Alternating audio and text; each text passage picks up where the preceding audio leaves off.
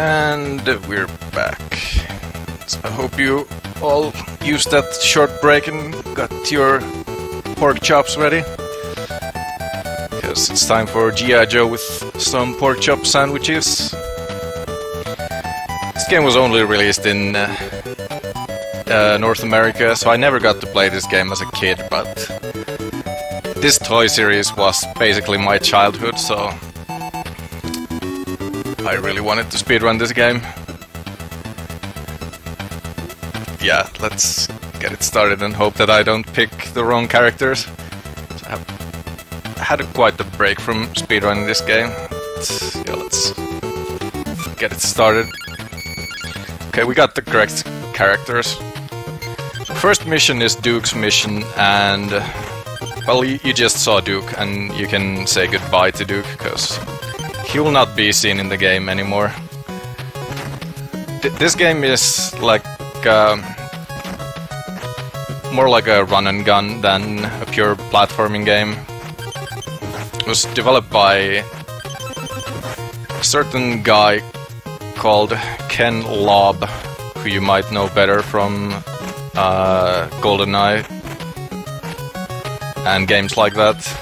I don't know his full background. I just know that he's mostly known for GoldenEye.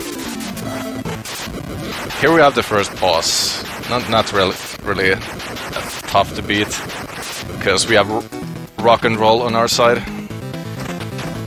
Pretty much half of this speedrun is just using rock and roll, because he has the best weapon stat in the game, and he just shreds through things faster than anyone else can. So we're already up to the second boss, who is also the same kind of a pushover as the first guy. But you might have noticed that we placed some bombs there, and that's the main theme of this game. You just have to go around and place some bombs. Oops, that didn't go as planned.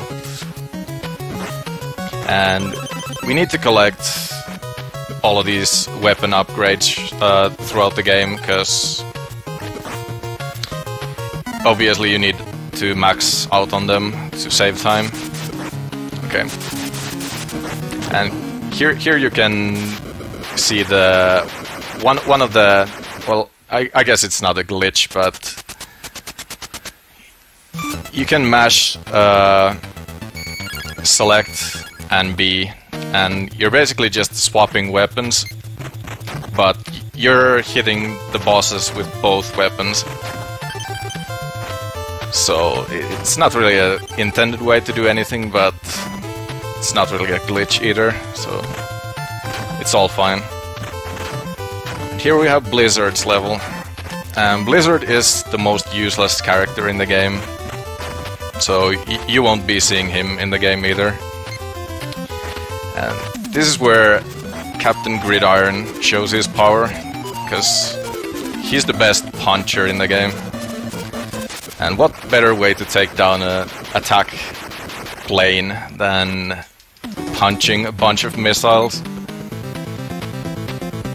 Because that is obviously the most effective way to take down a plane. And now we get to, in my opinion, the best part of the game, which is the vehicle music. There's a couple of different vehicles in the game, but this is the first one that we'll get to use. And my apologies, but I can't remember the name of this toy, so... But either way, this is also another really short stage. Oh, I could have flown into that guy. So we go around and place all the bombs, and we're already in the boss fight, which features the next vehicle that we're going to use, but this time around it's as a boss. Oops. This boss fight, I'm not sure if this is the optimal strat, but it's the best me and Toad who could come up with. Now, this stage features probably the riskiest strat in the game, and I chose not to go for it because it tends to backfire like every single time. And we use the weapon switch mash again there to take care of this guy before he can do anything at all. So next up is Snake Eyes mission. And this is where usually the speedruns just come to an end, because you need to get 3 weapon upgrades in this screen. Otherwise, you're just gonna start bleeding time. And we already got 2, which is quite impressive. But I've seen something from... I think 6 must be the most I've seen in this screen. But more often than that, it's usually just 0 or 1. Yeah, we're just using this stage to buff up rock and roll. Okay, we got maxed out weapons, so it turned out to be a pretty good stage. And here you can see the other... Well, this is also not a glitch, but you can also spam down and B in this game, and you can punch faster than intended. That is a mechanic that gets used more in the second G.I. Joe game. So I'm gonna try this jump. Okay, I knew it's gonna fail. The jump is pretty hard with Gridiron for no obvious reason. I guess because he jumps higher than Rock and Roll, who I usually use there. It's no big deal. Now we get to the part that usually makes people complain when they start speedrunning this, which is trying to control this vehicle. Because while it might look mostly smooth, it's actually not too comfortable to control. You have to press in quite the weird directions compared to like where you want to go. And these Cobra Boss Bore stages are probably the ones that are least optimized at this point. If you don't get all the weapon upgrades, you can pick up the rest of the weapons down there, hidden inside of the wall. We haven't really gone through any hidden walls yet, but there's quite a lot of like hidden vehicles and items in this game. This is the level that bones you. Yeah, this level is pretty tricky. Especially if you want to go fast. Luckily, you can pick up the armor there, so you can go through this last part as fast as possible. So, I might have mentioned that Gridiron punches hard, so we're gonna try to kill this upcoming boss faster as well, but it might result in Gridiron dying too early. Let's try. Okay. Good thing we got it. So then we just kill off Gridiron, because that switches to Snake Eyes right in the beginning of this stage. Okay, that's a bit of a problem.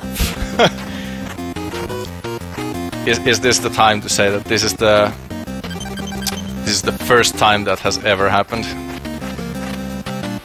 Okay. Let's try. I haven't done this stage with Rock and Roll like ever.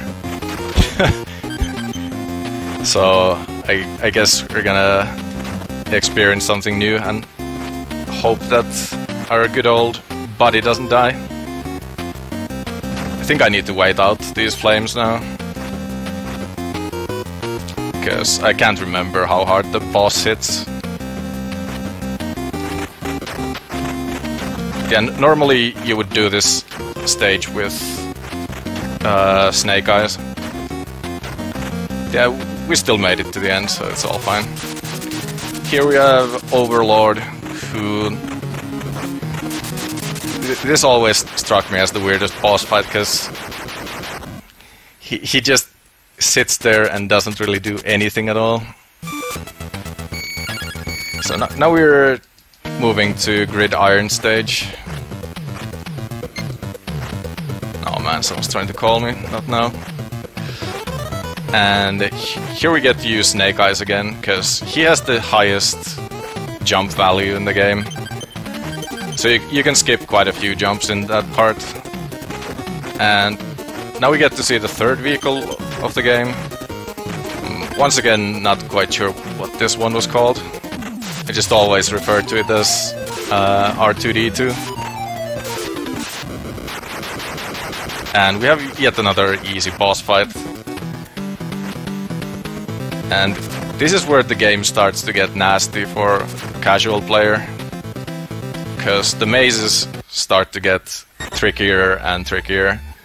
And you really have to spend time trying to find all the bomb locations.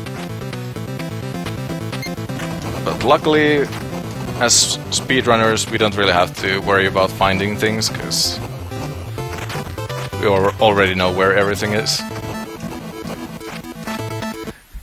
I think this was the stage where I lose the most time in the record run. Okay. Usually that flamethrower guy can hit you, but luckily he was being nice this time. So you just have to maneuver through these mazes and try to find all the bombs.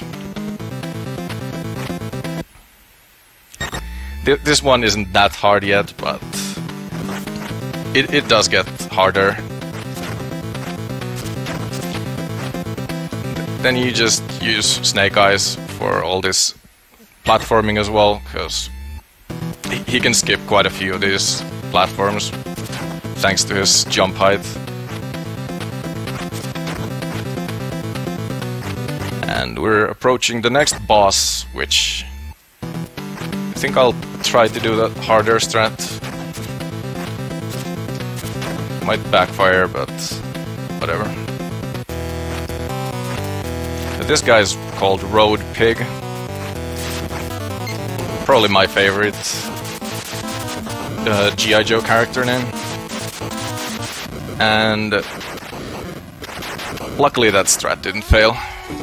Because usually when it fails, you just fall all the way down and have to do the climb all over again.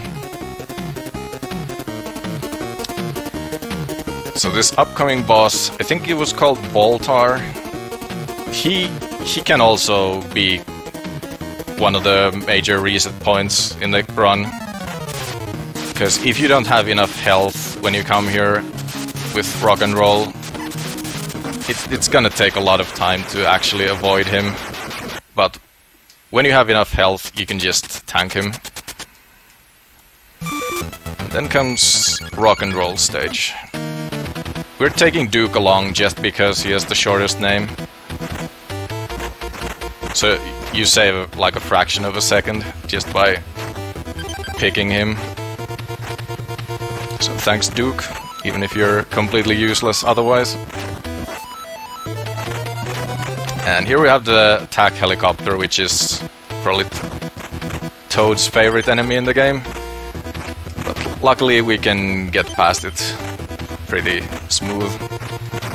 The rest of the stage is just your basic run and gun action until we get to this boss, which can be a bit of a troll. It has 3 phases and would like to get the last phase in one go, and we did. Sometimes he will just decide that he wants to go off screen, and that's not very fun because then you lose 5 to 10 seconds. Oops. Let's not grab on that. Spies at Toad. Nah. We both love this game. But if that was Spies at Toad, I might mention that Toad completely whoops my ass in this stage, and I still haven't learned to do this stage as well as Toad does.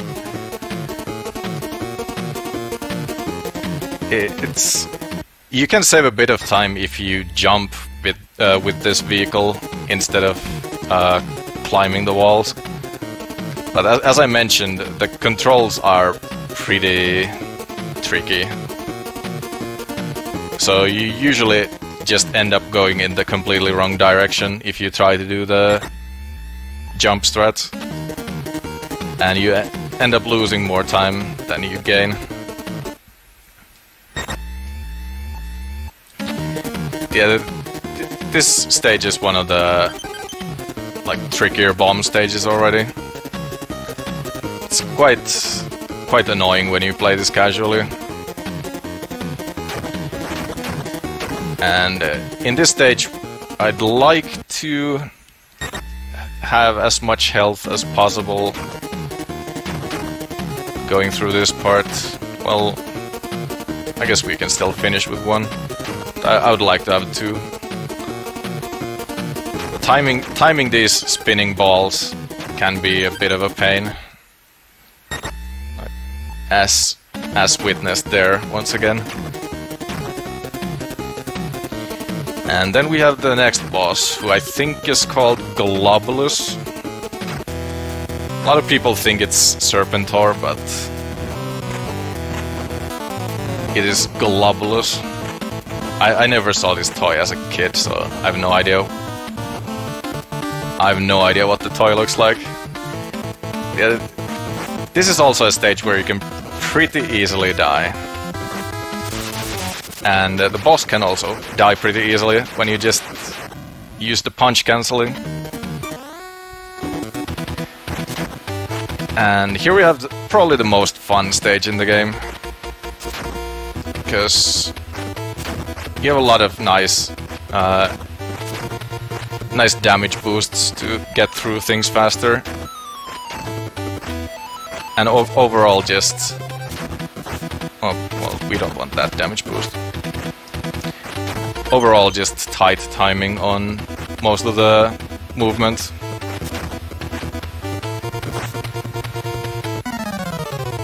So yeah, now we're onto the boss of stage 5, which is Destro. In the first phase, he just loves flying around with his vehicle, and he usually doesn't know how to land it, so we're fine there.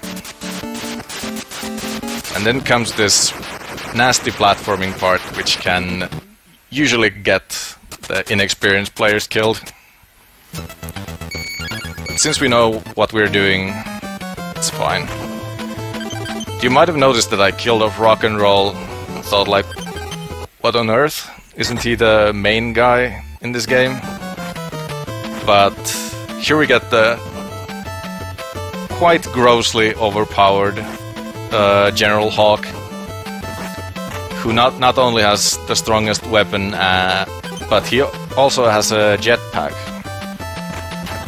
So we don't really need any other characters anymore in the game. We'll just be using General Hawk from now on. The reason why I killed off Rock and Roll is that he has the lowest health value in the whole game.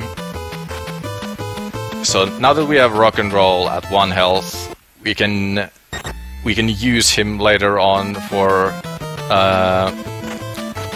well, I guess it's a death warp. But we just kill him off, so we don't have to backtrack through this maze again. And as you might notice, this maze is already quite large. And when every place looks the same, it can be a bit tricky to know where to go, or where you've already been.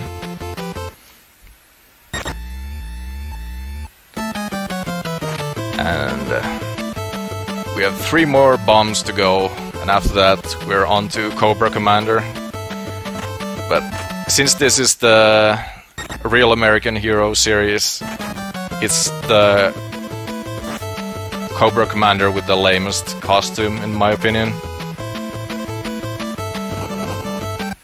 Taking a bit too many hits, but There's a couple of full health pickups in this stage, which I'm gonna go for. It's not that bad. Everything going good so far. Fly over this guy, and we're back to full health. Well, that guy's not supposed to be there. I think there might have been another health here. I'm just gonna get it just in case, because the final boss can be a bit nasty if you don't have enough health to survive 3 attacks. If you don't have enough health for that, then you're basically just hoping to get good luck. And I would rather just rely on skill instead of luck this time around. But I can still mess this up. Here's to hoping that I won't.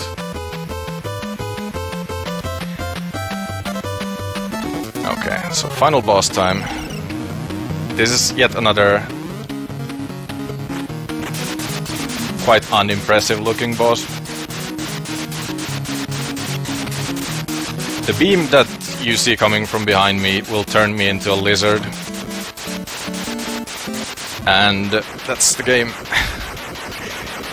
If you get turned into a lizard, you usually just have a pit under you, and that's the end of General Hawk's life. And since at that point we only have Duke left, so it's just all downhill. I wanna be a laser when you grow up. That's always a good goal to have in life. But just like most Taxon games, this is not the end of it, because you have 2 more loops to complete. But we're not gonna do that in this marathon. But thank you all for the GGs, and I'll be right back with my final game for this Retrothon.